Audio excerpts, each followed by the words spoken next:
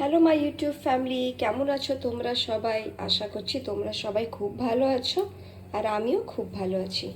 তো আজকে আমি এখানে একটা ভর্তা বানাবো।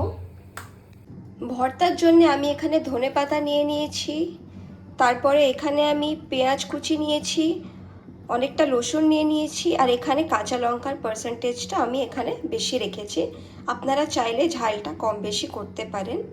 এখানে কড়াইয়ের মধ্যে সর্ষের তেল আমি দিয়ে দিয়েছি, তেলটা গরম হয়ে গেছে।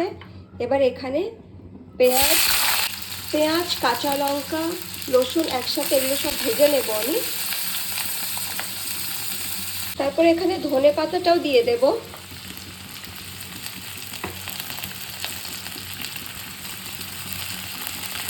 তারপরে এই যে দেখো, এখানে আমি নুন হলুদ দিয়ে মাখিয়ে রেখেছি চিংড়ি মাছটা আমি দিয়ে দেব। এবারে খুব ভালো করে এগুলো সবকে ভেজে নিতে হবে।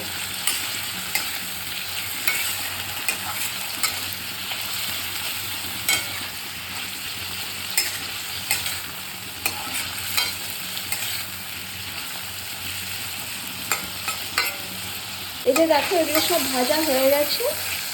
এবারে আমি গ্যাসের তেলটাকে অফ করে দিয়ে এগুলো সবকে তুলে নেব।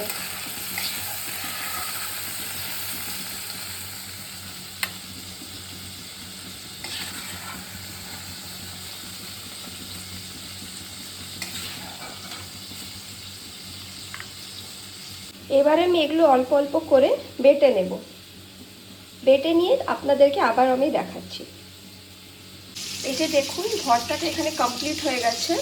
উপর থেকে এবার আমি সর্ষের তেলটা দিয়ে দেব। আপনারা চাইলে নুনটা কম বেশি করতে পারেন, কারণ আমি চিংড়ি মাছে নুন দিয়েছিলাম, তো সেই জন্য আমাকে আর দিতে হয়নি। যখন আপনারা পেঁয়াজ লঙ্কা সব একসাথে ভাজবেন, তার মধ্যে আপনারা নুনটা দিয়ে দেবেন। আপনাদেরকে রেসিপিটা কীরকম লাগলো আমাকে অবশ্যই কমেন্ট বক্সে লিখে জানাবেন। আপনারা এটা বাড়িতে একবার ট্রাই করে দেখতে পারেন। এই ভর্তাটা কিন্তু গরম ভাতের সাথে খুব দারুণ লাগে খেতে।